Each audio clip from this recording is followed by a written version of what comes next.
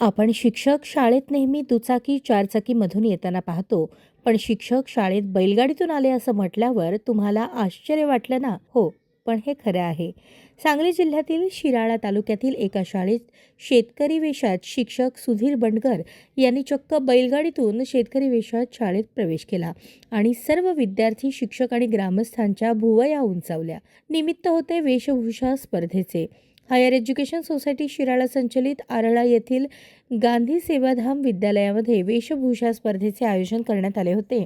यामध्ये शिक्षक सुधीर बंडगर यांनी पारंपरिक वेशभूषा करत चक्क बैलगाडीमधून कार्यक्रम स्थळ गाठले. सजवलेली बैलगाडी आणि बैल हे या कार्यक्रमाचे लक्ष वेधून घेत होते.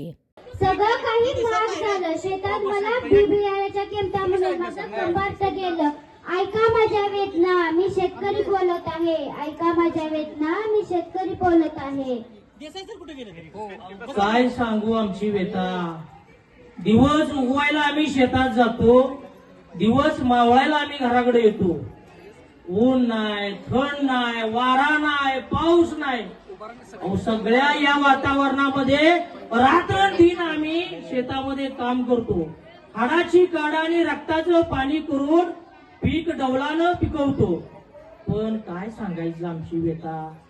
माल जो आम्ही बाजारात नेतो, कोण 10 रुपये किलो म्हणते, आम्ही 30 रुपये म्हणलं म्हणते 15ला द्या, 17 रुपयाला द्या. अहो, हा आमचा भारत देश जगामध्ये कृषी प्रधान देश म्हणला जातो.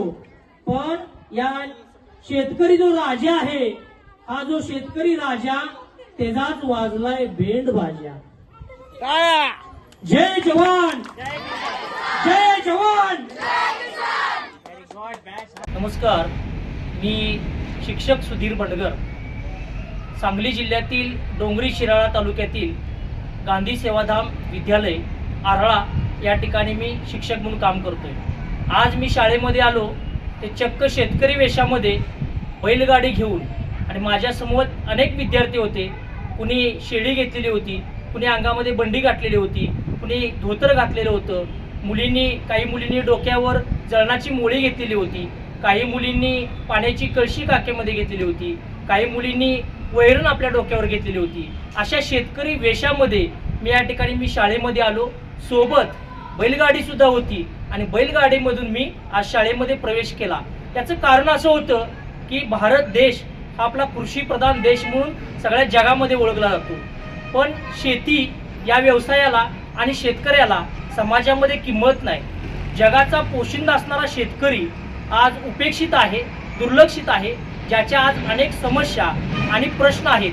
हे सगळे प्रश्न मी वेशभूषेतून मांडण्याचा प्रयत्न केला आणि शेतकऱ्यांचे जीवन सगळ्या विद्यार्थ्यांसमोर आणि नागरिकांच्या समोर, ग्रामस्थांसमोर आणण्याचा प्रयत्न केला.